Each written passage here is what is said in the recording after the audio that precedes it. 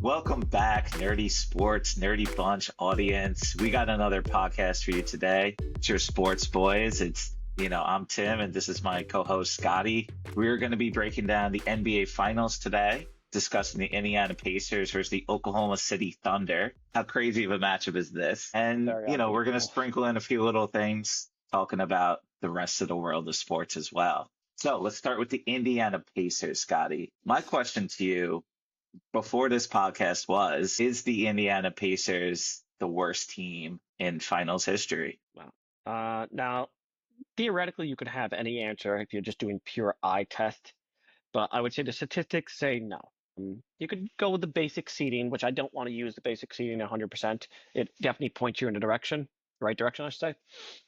But I would probably make it an argument. To me, it's only two teams. It happens to be the 2-8 seed. It's either the recent Miami team a couple years ago, or it's the Knicks in '99. The Knicks in '99 is such an interesting team. I had to look up a little bit of data on that one because, like, record-wise, they're actually the worst team to ever make the NBA Finals. But it's a shortened season, so there's the whole hypothetical of, well, what if they kept playing? Something that's interesting I read is they won the final 6 games of the regular season to make the playoffs. They were not going to make the playoffs that year if they didn't end on a hot streak. And when you look at their winning percentage, they end the season at a 54% winning percentage, slightly higher than the Miami 8 seed that made it 2 years ago, I believe it was, or I guess last year. No, 2 20 years. Sorry. Yeah. So years ago. the winning percentage is interesting. And the reason why I kind of lean toward the Knicks is that it depends. Are you talking about the team as a whole or the team that entered the finals? The Knicks' leading scorer that year, and again, I had to look this up, it's not off the top of my head, was Patrick Ewing, averaging 18 points a game. He gets injured in game 2 of the Eastern Conference Finals. So that would be like and I don't even, if you want to say he's not the best player, that's debatable. Maybe it was Larry Johnson, maybe Latrell Sprewell, but that would be like if, say, Siakam, leading scorer, got injured right now, and now this is the Pacers playing the Thunder, but take out Siakam on top of that. So you're talking a low seed team, Knicks being an 8 seed, a low winning team, and then you take out their leading scorer. So for that reason, I think my pick would be the Knicks, but I'm also 100% think it's fair if you just take that whole season with an asterisk next to it because you don't know, maybe the Knicks would have gone on a run. Maybe they would have ended as a 4 seed. They won 6 straight to get in. You could say that means they were bad because they barely got in, or they were just heating up. They entered the playoffs on a hot 6-game winning streak. They meet Miami in the first round. It's also a time when the first round was best of 5. So they beat Miami on the famous Allen Houston buzzer beater. The ball bounces front rim, backboard, and in. But if it was 7 games, maybe they lose to Miami at the number 1 seed that year. So I feel like there's 2 answers to this. And the answers are Knicks and the more recent Heat, both AC. The Knicks, you can have an asterisk as if you want to really fully count that half season. But with you take out the leading scorer and an 8 seed, I think that's the answer. But I'm 100% okay with somebody saying that you take out. If you said, Scott, I'm not allowed to use that answer, and I have to go with Miami just a couple years ago. Yeah, look, that Miami team, 8 seed, going up against the Denver Nuggets, Nikola Jokic. Hopefully the Nuggets can get back to that time, again. And hopefully Jokic could get another NBA title, or 2. And let's see what happens with that. I feel there's a lot of conversations we could go on here. My biggest one was, is the Indiana Pacers, the worst team we've ever seen in finals history? Breaking down that, Opta Analyst, a website I pulled up, basically the best NBA Finals teams and the worst NBA Finals teams. And they rated them statistically based on the average team in the league that year. Somehow, just recently, the 2017-2018 Cavs that were swept by the Warriors, they were the worst team in NBA Finals history by a landslide. They have a 0.88 compared to the second worst team, which is the Heat, at 2.27. And now the Pacers are third with that, 3.60. So this is basically based on the average team. And then the fourth team is 76ers with AI in 2000, 2001, 3.67. And then the fifth, your team that got swept by the Lakers, the 01-02 Nets. Okay. So it's interesting. Sorry, Tim, to jump in there because I got a list in here I'm going to mention later. And I wonder how much of that list is basing your opponent. Because I think LeBron is too good. I think he would beat this Indiana team because you read that list again. And I'm going to tell you right now. The No, Sixer team you mentioned absolutely. was the That's Sixer what I'm team saying. number 5. But where was that? The Sixer team. Yeah, the Sixers team was number 4. But Okay, the that's what Sixer I'm saying. team Like, yeah, was these the teams. largest, not favorite. Sorry, the Lakers were the largest favorite in NBA history betting wise over that Sixers team. You mentioned the Nets team. Yeah. The Nets team are on the list. They're number one, two, three, four, number sixth as far as heaviest favorite. Lakers being the biggest favorite, minus 2,000 to beat the Sixers, minus 750 to beat the Nets. You mentioned that Cavs team.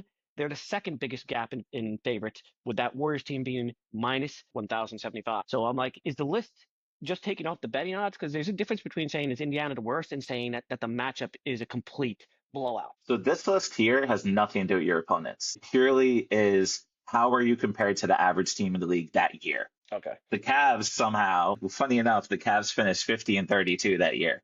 And guess what? The Pacers wrecked 50 and 32.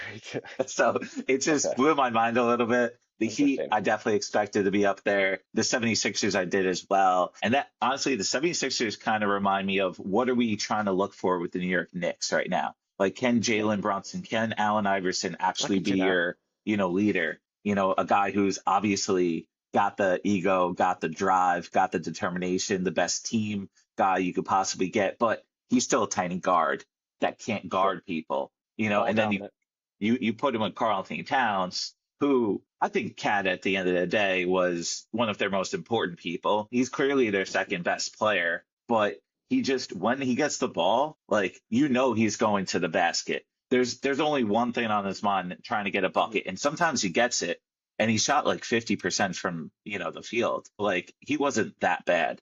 But when you have your top two players not being able to guard anybody, you need Mikal Bridges to be like dominant Phoenix Suns, Mikal Bridges. And he just wasn't that. He was a guy who hit his 6-foot, jump shot, and that's about it. OG Anunoby, amazing, hustling his heart out, but it wasn't enough. Josh Hart, his jump shot, never consistent enough. This team is not built with the Samuel Dallenbergs, of the, Philadelphia 76ers back in the day when it was just AI scoring, everybody else guarding. Mutombo, with the year they got to the finals, just can't remember Mutombo was on that team. Yeah, it wasn't Dallenberg? No, it could have been both of them. Right? But yeah, see. Take it over while I look at it.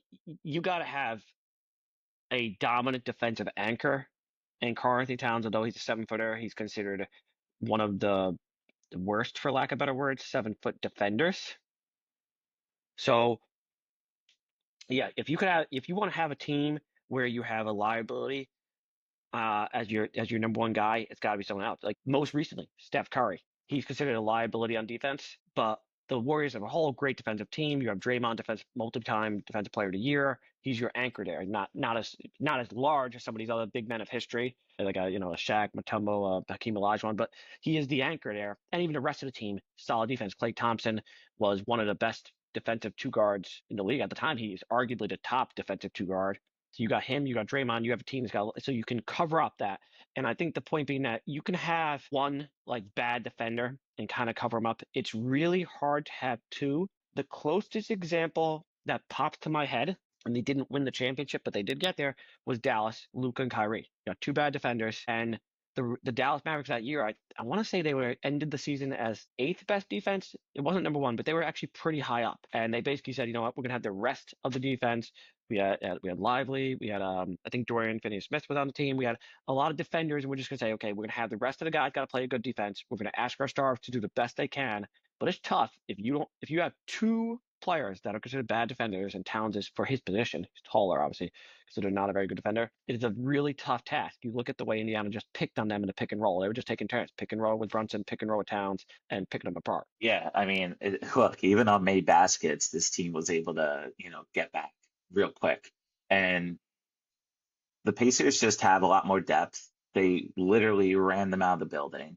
I think the Boston Celtics is one of the things to focus on right now. So right now, just in sports, like right now we have the French Open on, my TV on the side. Novak Djokovic is about to face Alexander Zverev. Novak Djokovic has won 24 major titles. Zverev, 0. So, to see if he's able to like actually beat this guy and go to the semifinals. And then, right now we have like the new regime coming in, like Rafael Nadal's done, Roger Federer's done. The old horses are done. Djokovic is hanging on, by the skin of his teeth. Play younger. But the new guys are coming up. Right now you have Jannik Sinner and Carlos Alcaraz. Alcaraz has 4 majors and has 3 majors. Those are the guys projected to make it to the final. and we're Sure, going to sure. be in the semifinal on Friday. If you compare that to what happened with the Champions League, we had Arsenal beating Real Madrid. Real Madrid has 17 titles. Arsenal has zero. Arsenal was able to beat them, and then PSG eventually beat them and then won the championship and making their first ever. And they faced Inter Milan, who only has three total Champions League titles. So we have these big boys like Real Madrid, like a Novak Djokovic, finally losing to these new guys coming up. Hmm. And same with, with hockey. We had the Florida Panthers get their first title last year. They're all of a sudden in the finals again and favored against the Edmonton Oilers, who haven't won since 1990, since Gretzky. And then with basketball, the Boston Celtics, the big boys with 18 titles, got the throne, 17 titles, sorry, got dethroned by, the Knicks. The Knicks, Hmm. who haven't won since 1973, as we've talked Not about bad. before, haven't made the finals in 25 years. And yeah, Hmm. Thibodeau just got fired. And I think, sadly, I think it's deserving. I don't think it mattered how far they were going to go because Mm. they're in that like Golden State Warriors age when they're like, all right, yeah, Steve Kerr never was an assistant coach, but we're just going to, give him the keys because we feel like he's the guy that we need. And maybe Uh, it is Mike Malone getting fired from the Denver Nuggets. Maybe they do get Villanova head coach to, bring back Dante DiVincenzo from the Timberwolves. There's a lot of mm. rumors out there. And then I could pass to you. There's a lot of rumors out there. Obviously, Giannis potentially wants to leave. I don't fully buy it. Kevin Durant absolutely wants to leave. And right now, all the blame for this year is on Karl Anthony Towns and Tom Thibodeau. So sadly, even though Karl Anthony Towns was one of their most important pieces, going back to our earlier conversation, can you have two non-defensive stars leading your team to a finals? I mean, I guess I would have to say you can, just very rare. I mentioned Dallas, the most common one, but they did lose. So if you're looking to win the finals, I don't know if that's the best example. You look at Steph Curry, but that's only one. So you could definitely do it with like one, but generally, when you think of the the champions, so say you don't want to get the finals, you want to win win the NBA finals. Most of the time, Steph Curry becomes the outlier that the championship team, their best player is normally a good to elite defender. You would say Jokic would be middle to lower. And more recently, even just recently, Giannis dominant defender. Obviously, Kawhi when he was in the Raptors, great defender. I'm taking out the Warriors because I mentioned that's the biggest outlier. Obviously, Jordan, one of the best we've ever had. Kobe, great defender. LeBron, great defender. I mean, he was a little lack on the hustle, but still great defender. And you could go back to so on, Kareem and Magic wasn't great, but you had Kareem who was dominant. And those teams are different. They were so stacked, and like Bird wasn't the best, but he wasn't like a huge liability. Again, these teams are stacked from the 85 one team, considered arguably the best ever with Walton on the bench and McHale. Like you look at the list, there's Hakeem, obviously 2 years. Tim Duncan, of course, and that team had tons of defense from Ginobili, whatnot. So you have a hard time finding many players that jump out. The bad boy Pistons, I could keep going on. That the one that jumps out is Steph Curry, as far as like, and not even a one-off, like multiple rings. But the rest of the team was great defenders. And generally, like I said, your star is normally one of you, if not your best defenders. He helps set the tempo. The ones that jump out of the most. You go from the up from 1980 to 2000. You got Kareem in there. You got the Celtics, which were loaded. You got Moses Malone for one ring. You got Hakeem for two rings. Obviously, you got Jordan's famous 6 rings. You got the Pistons, bad boys, known for their defense for 2 rings. Like, it's just a gauntlet of defense. The Spurs, the last year of that decade, I'm counting that 20 years, is Robinson and Duncan. Like, so it's really tough. Like, you have to kind of nitpick and say, okay, what about the Jokic year? And that's probably the one that jumps out. And he's a better defender than Brunson. I would say he's probably around the same as Tremendously. Towns, arguably better than Towns, just because of size, A honestly. little But better. And just IQ. Like Towns makes some of the dumbest mistakes possible. He's so frustrating to yeah, watch still. Jokic is so smart that even though he's not Yeah. athletically gifted, between his size, which you can't control for Brunson, and his IQ is going to help him. And some of those advanced analytics that he's a good defender. I'm saying the eye test, I don't think he's great, but some of them actually have him as a great defender. Like I mentioned, Giannis as one of those one-off years. The Celtics, just a lot of great defenders. I don't know if anyone was amazing, but you had wing players like Tatum and Brown, Drew Holiday, considered arguably one of the best of his position when they won just last year. Like these teams, find me the teams that are winning where they're not having great defenders. Steph Curry jumps out, but the rest of the team makes up for it with 4 great defenders on the court. So it's going to be really, really hard to find that championship team that didn't have defenders. I can't think of it off the top of my head. And what is Oklahoma this year? I'm pretty sure they ended the number one defense. So I don't know. Yeah, I mean, the Eastern Conference is so dismal, especially with Jason Tatum's injury. So I think the Knicks have to take advantage of what's going on right now.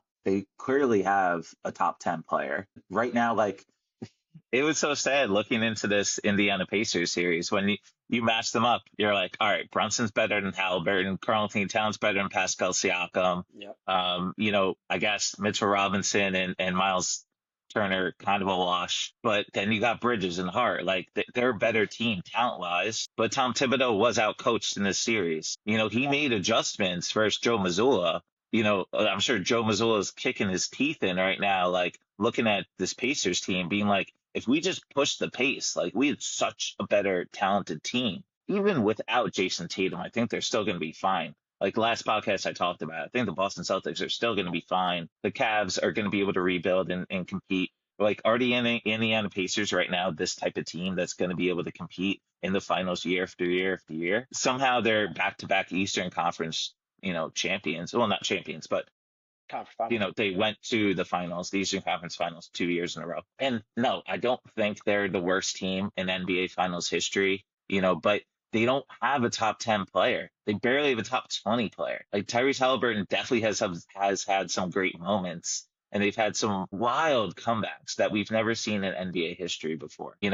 Game one was pulling back to our first tracking data with the 17-18, losing game one in the finals the way they did with the, J.R. Smith pulling the ball out, not giving it to LeBron right away, like not pulling up and just getting a layup, all of a sudden that game goes to overtime and boom, it gets taken away from them, and LeBron literally broke his hands right after that game because he knew they needed that game so badly. Yeah. The Knicks needed game one, especially the way they blew that, especially when it goes into overtime. You got to make sure you're winning at home. And once they lost game one, like we knew from an outside perspective, the odds are so slim. But this is the first time in a really long time for me as an NBA fan. I've actually like just rooted for a team without my mind, like just like rooted for them because I want the Knicks to do well. But if you look at it, I don't want a team that plays like this, a team that literally has no offensive cohesion in the finals. The Pacers are a good team. I'm happy that they're a team I'm going to be able to watch. Yeah, minus 750 for Oklahoma City to win. So reasonably, I think the only bets are Thunder sweep or Thunder in 5. If you're saying Thunder in 6, you must think something's happening that I don't see. And even going back to those worst teams, the Cavs were swept, the Heat lost in 5, the Pacers, who knows, 76ers lost in 5, and the Nets were swept. Like these worst teams that weren't good compared to the average teams, they don't last that long.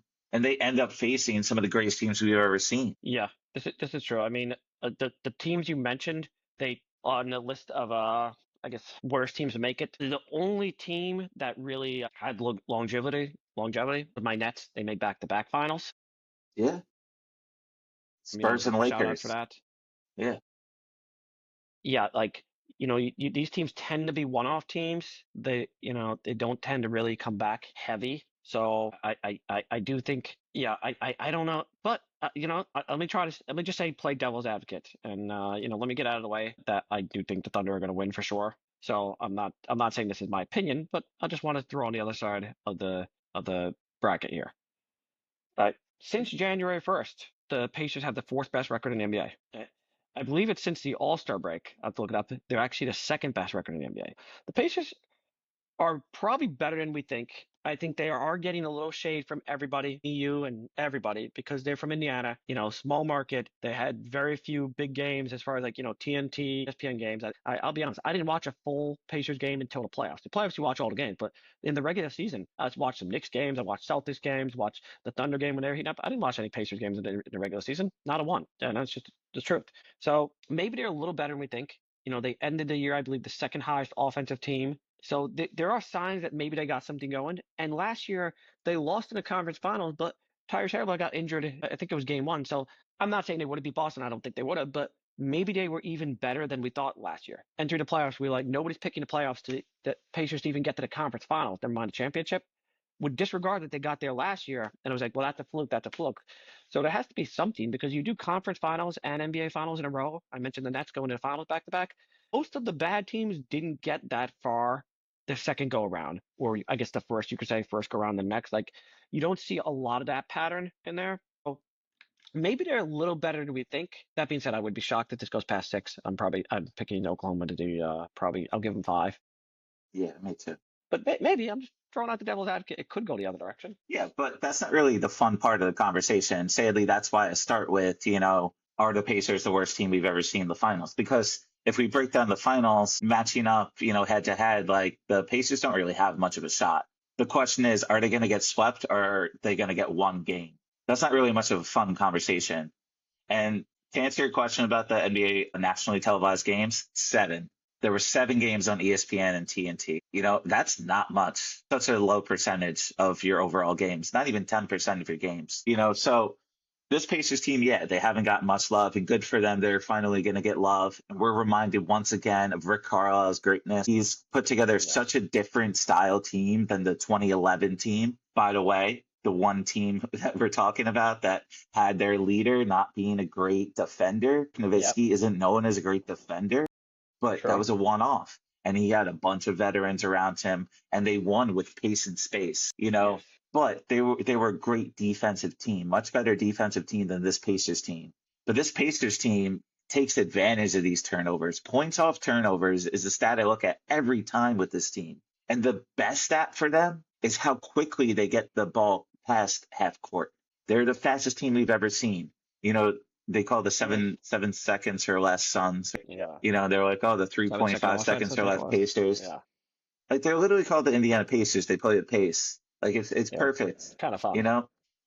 But this team, Rick Carlisle looked at it and was like, all right, what am I going to do with this crew? If we talk about NBA tenures, like with these head coaches, and we'll bring in Tom Thibodeau with this, Tibbs is 23 and 28 in the playoffs. Rick Carlisle is a perfect 83 and 83. Rick Carlisle has a lot of experience. He made the playoffs 16 years, didn't make it 7, made it 10, didn't make it 3. Now, there's only 2 coaches in the NBA right now that have been with their team for more than 5 years. Tibbs just got fired after 5 years with the Knicks, and he was in the playoffs with the Bulls before that. He had a large time being an assistant coach. If you break it down, he had, he was assistant coach with the Nets, the Blazers, the Pacers, and then he became head coach with the Pistons, the Pacers, the Dallas Mavericks, and then back with the Pacers again. And he won the NBA championship after just 3 years with Dallas. And this is his 4th year in Indiana. Second stint, he was with them 4 years before, but hopefully they really cherish him now. Now, if you look at his statistics, like point blank, yeah, he's 50 and 50 in the playoffs. He's missed the playoffs like, almost 30% of his career. He was a NBA assistant head coach for, 2 years, 4 years, 13 years, and then 4 years again. He's been moving around. Like, yeah, Dallas really appreciate him, especially after those first 3 years. They gave him another decade because they won him the championship. And that's what matters so much. Like for Arsenal to get their first title, they still haven't got it, but that would be so special. For, right now, PSG just got their first title. So special. The Thunder haven't actually got a title yet. Their last title was with the Sonics in 1973 or 79. Sorry, 73 was the Knicks, the Sonics won. They've literally moved cross country. The Pacers, they've never won before. And that's why I bring up this stuff. Even if you talk about tennis, Novak Djokovic, if he wins, okay, 25th title ever. The odds are that he is not going to win because, especially even after next year, the year after, and year after that, like we need new teams. The Boston Celtics, especially, they just lost their best player. Are they really going to win their 18th title next year? It's possible. But now the Pacers, they're going to be knocking on this door for a while if they could build around Tyrese Halliburton. Like, he's not one of the best players in the NBA, but I think they could compete, at least like put together a good team. But still, going back to our first question, I don't see this team as like that team to make the finals year after year. Okay, but here's an interesting question because I agree with what you're saying, and at the same time, there's something that can't be ignored. You mentioned Boston Celtics, and we know next year is going to be, I don't want to say a lost year completely, but without Tatum, you have to feel like the championship's off the table, at least my opinion. which means that fast forward 2 weeks from now, new Vegas odds come out. Are the Pacers favored to win the East next year? Probably. I Crazy mean, enough. Yeah. because yeah, at the current moment, just saying where Giannis is now. So we'll start with Milwaukee. Well, they They're done. pretty much they cruised for Milwaukee. I know there was like that crazy game, but still they beat them in 5. Even if they lose that game, they're going to beat them. Okay, so they're better than Milwaukee. The Knicks has constructed. Well, they seem to be better than them. They beat them two playoff series in a row. I know last year we had Anunoby with the hamstring. Knicks were beat up, but they did beat them. At some point, you have to say, well, 2 in a row means something. You look at the Cavs, who seem like they need. I don't know what they need, but they seem to get worse in the playoffs. Nobody trusts them. They're going to become their show me state now. That is Cleveland. I think it's supposed to be Mississippi. Well, Cleveland's a show me state now. I need to be shown. So you look at there and you say to yourself, the Pacers are probably the favorite, which means that it's more than not shocking that they could be back in the finals next year. So we sit here and say you don't see them as a team that could get back, but Vegas would say that they actually would be the favorite to get back. We don't know about trades, like I said, Giannis why not. Now, the bigger thing is that you feel like the the West has won next year's championship. Whoever comes out of West, if you feel like he's going to win it, because you feel like between Tatum being gone, we don't know what's going on with Giannis, and a lot of teams, half the teams you're looking at are in the West. You feel like, all right, is the West just guaranteed the ring next year, no matter who gets out of there? To get to the finals, I can't believe I'm saying this. I would have to say the Pacers would actually be the favorites out of the East to get to the finals. At this very moment, we just mentioned Thibodeau, the Knicks don't have a coach.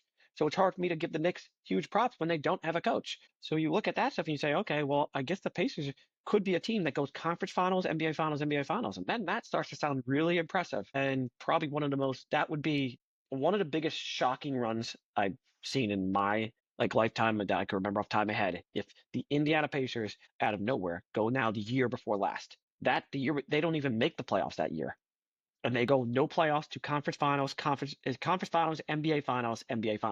And they could do that. That's on the board right now. Yeah, I mean, with the Knicks, they were 10-8 in the playoffs this year. Year before, 7-6. Year before, 6-5. Year before, didn't even make it. Year before that, they lost the first round, 4-1. Yeah. So Tibbs, that's his tenure right now with the Knicks. Yeah, they're getting a little better each year, but you need a big swing right now. Like they just swung and traded Dante DiVincenzo and Julius Randle for Karl Anthony Towns. Like they really took a big swing this year, and they're moving completely past that old team that we loved with the New York Knicks, like that gritty fighting energy. Like they became a lot more showmanship. You brought up a stat after January 1st.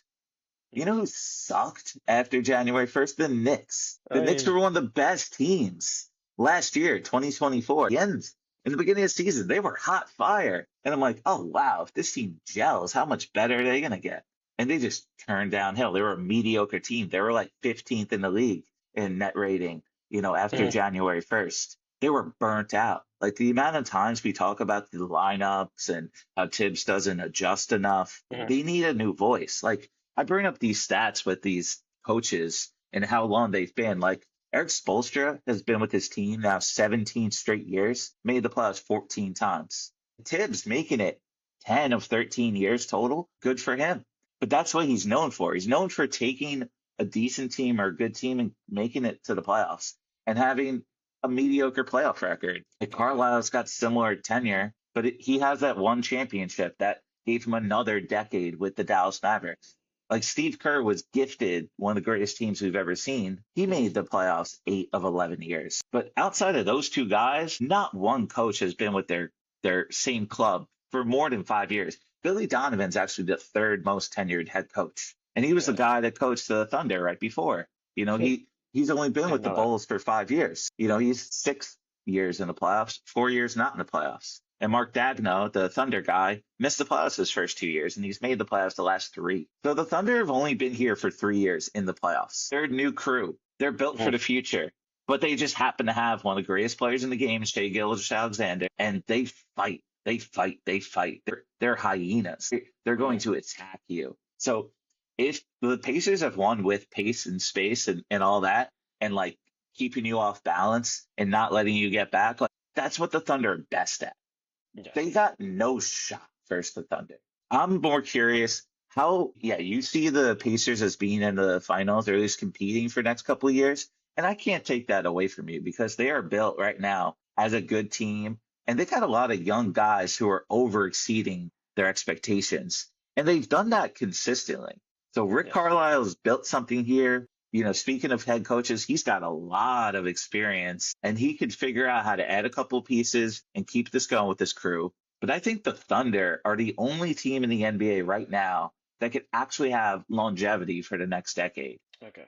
So yeah, I mean, you make a good point because you think of a lot of times. Well, let's be honest. It's impossible to have longevity if you don't have a top five player. This decade has been the first time since the 70s that we've seen one-off teams. But if you talk longevity, or just even just two titles, you have to have a top five current NBA player. We can go through the list of the champions from 1984. We got the Birds, we got the Magics. We throw in Moses Malone in there. At the time was definitely you throw in Isaiah Thomas. I'm not saying he was the best player, he was definitely top five. Obviously, you have Jordan's. Hakeem is top five, particularly with Jordan retiring. You have Duncan is not quite top five, becomes top five, and you have Robinson at the tail end, and that's a lockout year. And so even that one's close. But basically, maybe the Pistons would be the team that jumps out. But to me, you basically, because even older Dirk, he's very solid. That's kind of a weird one again because it's more of Miami. I don't want to say choking, but you get where I'm going. So if you don't, and again, that's a one. I'm saying a two. Give me two rings. So, and the Pistons only did one, the Mavs two. So to get a double ring, you're talking about dynasty, you got to have top five. Well, who are top five players in the NBA right now? Off the top of She's your head. up Go there ahead. though. Okay, so Shay's on the Oh, list. Who are the other top five? Jokic, Giannis, Luka, Shea for sure. Okay. Are any of the other players besides Shea, the top five, on a team that's even close? Giannis isn't even on a team, so to say. He's No. kind of, what I mean? Like, you got to say, like, you say, okay, if a dynasty can only come from a top five, so you're selecting from those five teams. Well, we have the Bucks currently. It's like an asterisk there, okay? I think we could write them off as not dynasty or qualification. You have the Nuggets with Jokic, and it feels like the Nuggets are actually going backwards each year a little bit, even though Jokic's stats are amazing. The idea of a Denver dynasty, I don't see how they're building it. They seem to be taking pieces off the table, not building the dynasty over there. Yeah, So totally. you get Luka with the Lakers. That's an interesting wild card where I liked them this year during the playoffs, but they did lose in the first round. So it doesn't matter how much I like them. I have to look at what happened. They lost in the first round, and your second best player, LeBron, is a year older. So don't know what's going to happen there. So you start looking at the top five players in the NBA, and we have Shea. We could debate who number five is. It used to be Embiid. Obviously, that's now kind of because of injuries and whatnot. Philly looks terrible, but you Probably look at it, Anthony you say, Edwards. But yeah, even maybe that, Anthony like, is he Edwards. going to lose to And the Thunder year over year over year? you look at Edwards and it's like I don't feel like they're nearly in position to build a dynasty. So you say, okay, if dynasties only come from a top five NBA player, you have Shea in great position, and the other four top players I think aren't close. It's not like this is not LeBron and Steph in the finals where you have two top five players playing each other every year, and you're saying who could be the dynasty there. Ends up being Steph getting a little help there, but like there's no other top five players that are close to building a dynasty. And traditionally, if you're not top five, you can't build a dynasty. It would be the Spurs, especially with their second pick this year. Like, Wemby is Okay. that special. And Stephon Castles won Rookie of the Year. But yeah, is it going to be next year? Is Anthony Edwards ready? Like, Steph is still amazing. LeBron's still Yeah. amazing. But are the Lakers and the Warriors, like, how much better are they going to get? I hope they get better. But yeah, it is tough. And I don't see any team, and that's why I'm talking about the Thunder so much this year. It's like, hey guys, we all say dynasties are over, but like, is it possible that this is going to be the next dynasty? Yeah, they haven't won it yet, and they've only been in the playoffs 2 years prior to this year. So like, all of a sudden it just came at us real quick.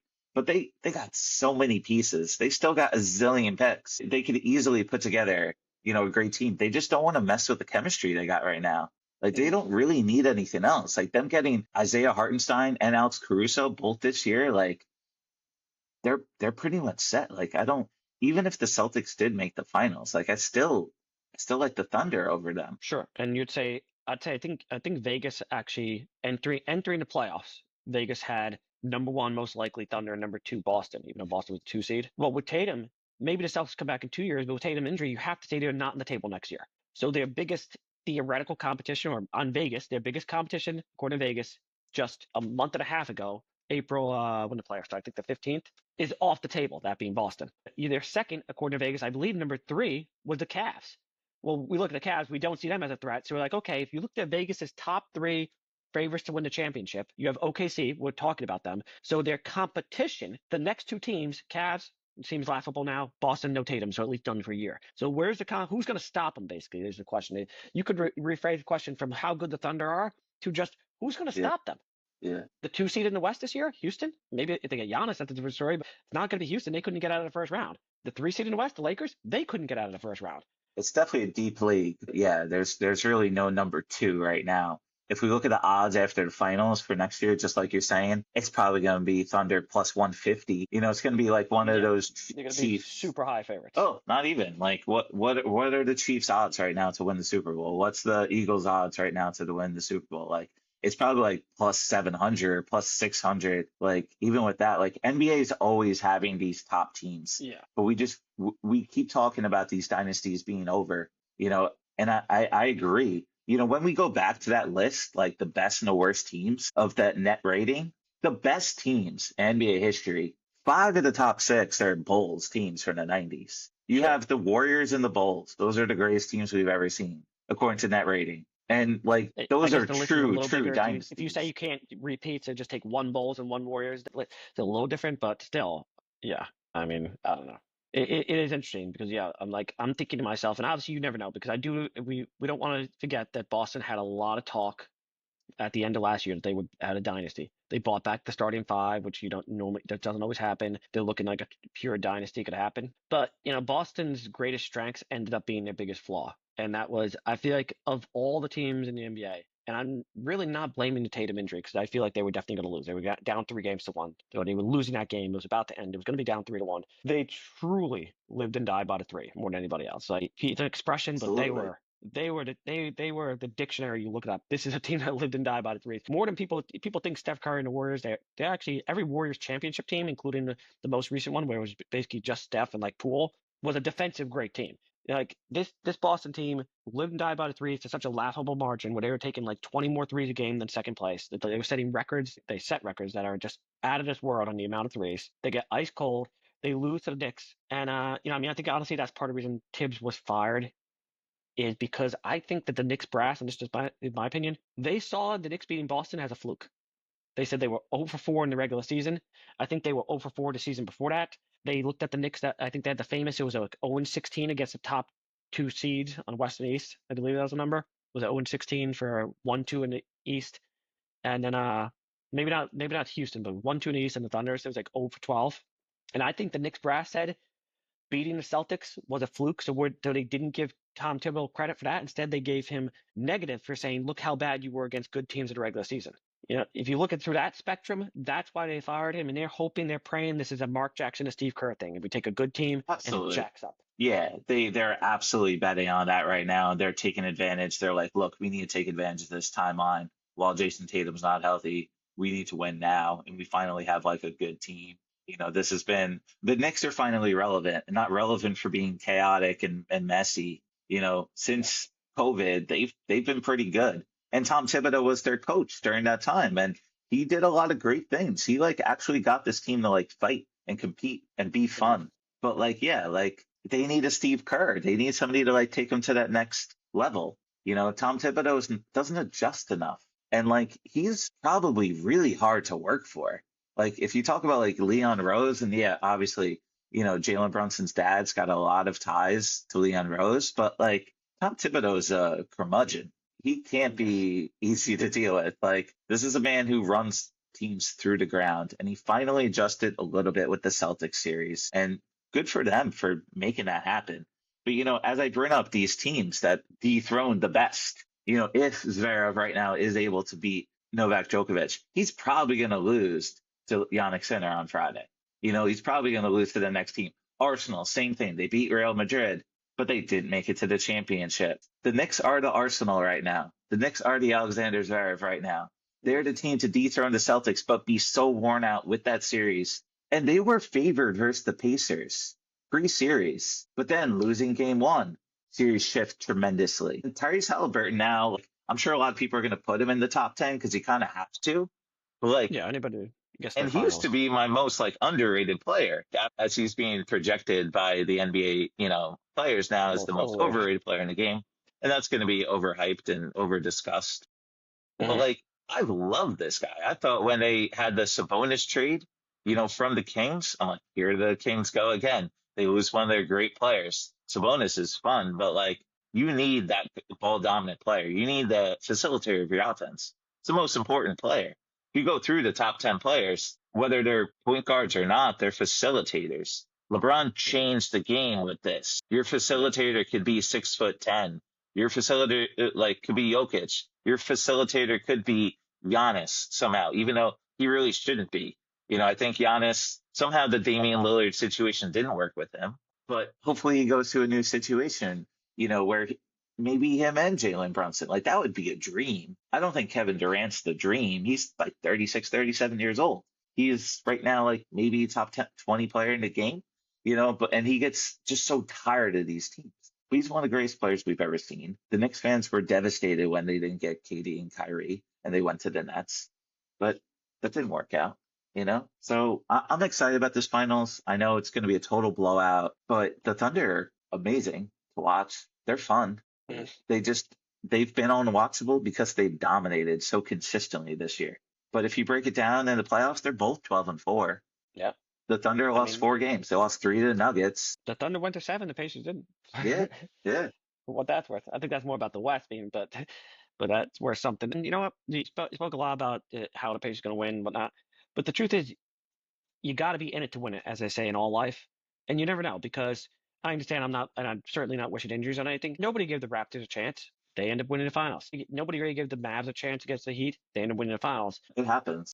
The biggest lopside like prediction was the Pistons in '04 beating the Lakers. Nobody gave them a chance. They're to this day the biggest Vegas underdog win. The point being that obviously it doesn't happen. It far less happens, but about every maybe 7, 8 years you have one of those. The Pacers just say no, maybe we're due. The last time there was a big upset was the Raptors. That's 2019. That's like 6 years ago, 5 years. So like maybe we're due about every 7, 8 years. It was 8 years before that. Let's say the Mavs beating the Heat. So every 8 years or so, and it was 7 years before that the Pistons. So it's like 7 years, 8 years. Okay, it's been 6 years. Maybe we could have that weird series. Maybe again, I'm not wishing for it. There's an injury. Like the games still have to be played. And obviously, I'm picking the Thunder for numerous reasons. The fact once you're there, you got a shot. Like you got a shot. You're in the finals. You never know. It could happen. You always do. I mean, yeah, as you're talking about with the Dallas Mavericks, like everybody was laughing, like this team's not going to beat the Heat. But here's the Heat's like easiest championship ever. All you gotta do is add LeBron James, the best player in the world, and they're going to easily win. But then the better team won. That's what the Pacers just did.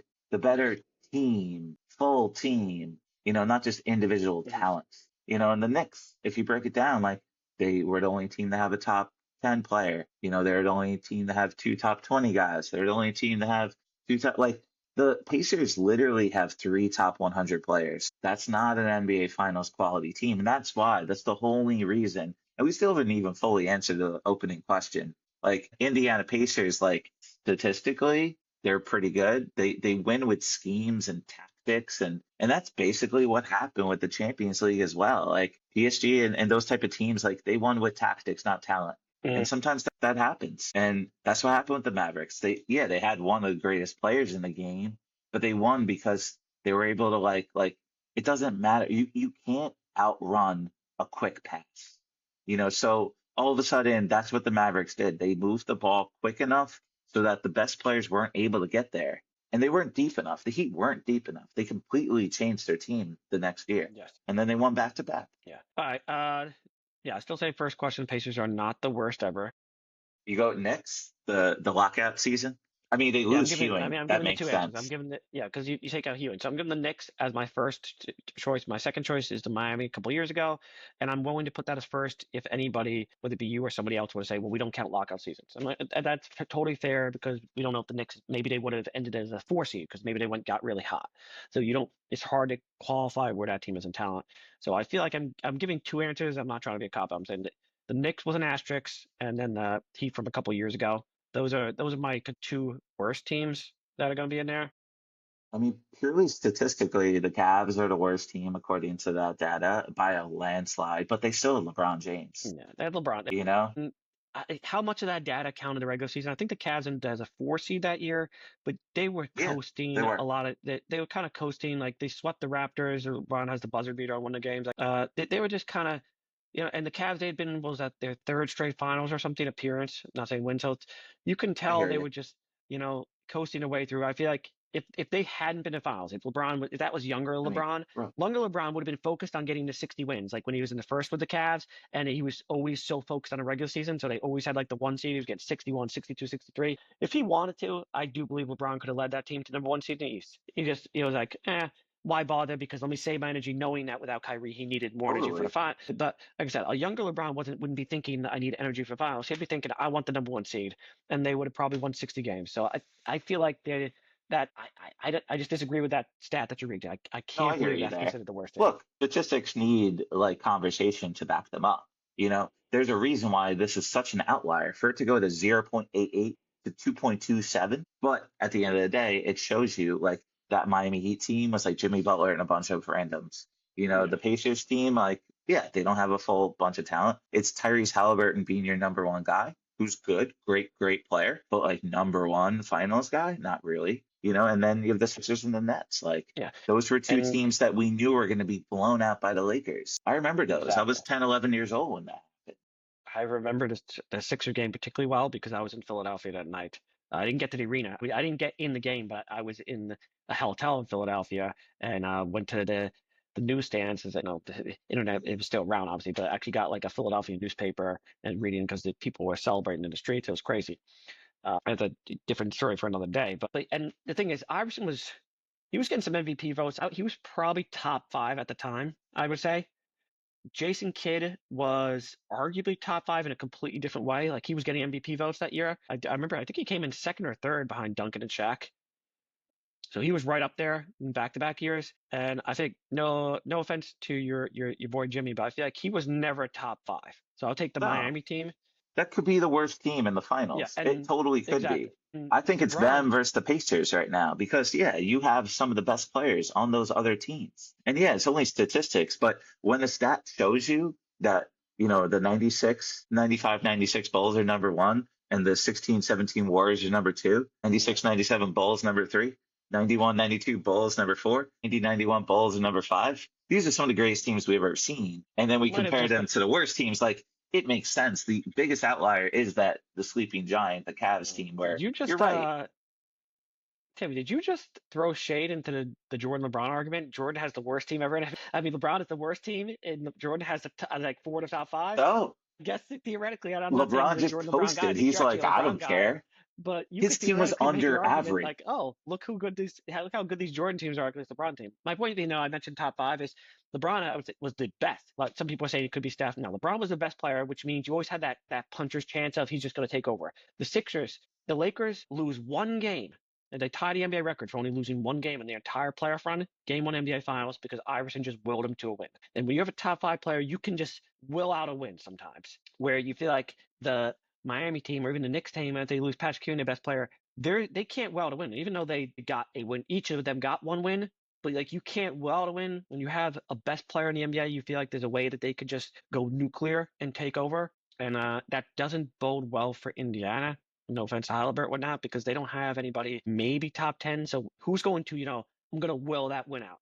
That player isn't there for them. So that's a tough sign for them. We'll see if Tyrese Halliburton can do it. Fun fact, I was just looking up the Rainers top 100, and I like to see like just what they project. And they right now Tyrese Halliburton is the seventh best player in the NBA. That compares to on January 16th, he was the 26th best player. Then all of a sudden it jumps to 19th, right before the playoffs. But That's probably closer to right. yeah, he's taken a major jump though in the public eye, during the playoffs. Sure, That's sure. what happens with these finals runs. That's why, Jalen Brunson was able to like shine. And that's how Jason Tatum even got his, legacy. And right now they have Jalen Brunson ninth, Donovan Mitchell eighth, Jason Tatum 10th, Wemby 11th, LeBron 12th, AD 13th, Kevin Durant 14th. Is Tyrese Halliburton better than all Yeah. those guys? Like, I I mean, don't off the think he's top of my surpassed head, any I of would those guys probably right put him now. somewhere maybe like around the 12th, if off the I top of my think head without Cade looking at a is list. better than him. I think Cade had one of the biggest jumps this playoff, and he only had one round, but like Yeah, but he he looked really good. totally carried that team. So here's the thing: we speak about Tyrese Halliburton. Can he figure out a way to be Tyrese Halliburton against the Thunder? Because he has not been. I Against don't the think so, Thunder man. over the last 2 years, which is basically the same teams. You have the same starting five for the Pacers. The Thunder have Hartenstein and Caruso. So one new starter, one new bench. Pacers has Just almost the without identical Chet. team. They missed Chet So for a bit. yeah, That's the biggest difference. but I would say they mostly the same rosters. Yeah, I hear you. Both of these teams made the playoffs last year. Both of these teams missed the playoffs before that. So, they kind of have a similar projection. Halliburton against the Thunder is dead last. They're his hardest matchup. He averages 11 points a game over the last 2 years when he's playing the Thunder. And worse yet, my favorite bet personally for game one is to take Halliburton under on points. His line is 17.5 at OKC over the last 2 years. So 2 games, 1 game each year. He's had 8 points 2 years ago, and this year he had 4 points. Those are his points at OKC the last 2 games. Garbage. That's an average of 6 points a game, right? 8 and 4, 2 under 10 point games. So the last 2 years he's played the Thunder in OKC, he's had under 10. I would take And him that's under on assists too, because actually the way the Thunder guard mhm, him, especially with Lou Dort being the yeah, number one guy, like he's not even bringing the ball up the court. For some yeah, reason, it's Nemhart.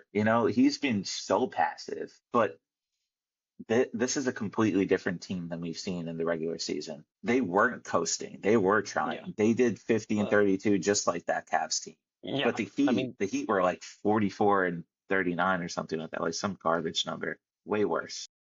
I feel like the adjustment, particularly game one, sometimes game one's a few out game, particularly when it's more even teams. Halliburton's going from Brunson, who we just mentioned is a bad defender, to playing against the Thunder. So like the difference in, I don't want to say competition is the right word, because the Knicks are good competition, but difference in what he's going to be facing is going to feel like night and day.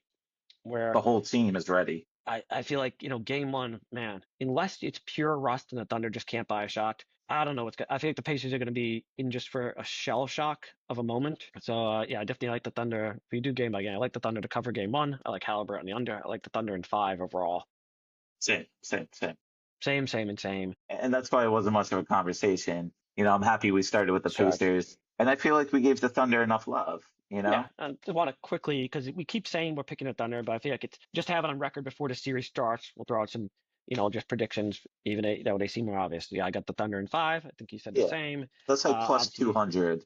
I think that's one of the best bets you could. yeah, and like the interesting one was teams that are minus 700. There's been 17 times in the NBA Finals. I don't know if you heard this one. That's a lot. Yeah, That's a there's lot more than I 17 would think. times that the NBA Finals, the favorite was 17 and 0? 700 No, minus. 16 and 1. I know it definitely happened once. Yeah, it's 16 and 1. The Okay. one time being the Detroit Pistons. The Yeah, year yeah, with yeah. Shaq, Kobe, they end up arguing. Karl Malone gets injured. Blah blah blah.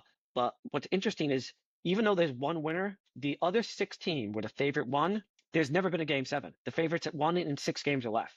So you have the one time one, but they've never even taken it to 7. So if Indiana gets to 7, that would be the first time ever that a team that with these odds even just got to 7. So the point being that the Thunder are so heavy favorites. I would. And the truth is, you want to bet the Thunder, you could make 2 separate bets, like Thunder in 4, Thunder in 5, or you can bet on DraftKings, you can bet Thunder in 6 or less. That pays back like minus 275, but it's much better than the minus 700. If you say they can win in 4, 5, or 6, that's So a bet you worth can make. it. Like, Yeah. yeah, the numbers go like this. There's been 7 times that the favorite won by in 6 games. 6 times that the favorite won in 5 games. 3 times that they swept, which is actually surprising because you think that because these are the heaviest favorites, minus 700 or higher favorites, all in the NBA history, 17 of them, only 3 sweeps. I thought that was actually an interesting thing. That's like, oh, somehow they always give up a game. Maybe they're just such heavy favorites they kind of take the foot off the gas. And then How many times 0 in game 5? 7s, 6 times. 6. All right, so 9 of 6. those 17.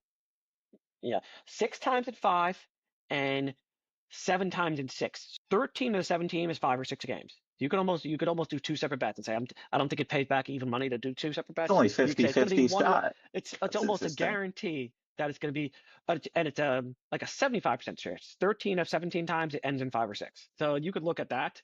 I feel like every But single one of those times people would have said the same exact thing, like bet it's going to be a sweep or 5 at most. yeah, And yet most we're people, and you'd saying actually need that 6 more often than six not. six of those 17 times it doesn't end up being that way. So maybe Yeah. we're talking 6, right? We're So talking one of 6 those right now. is the most likely favorite to happen.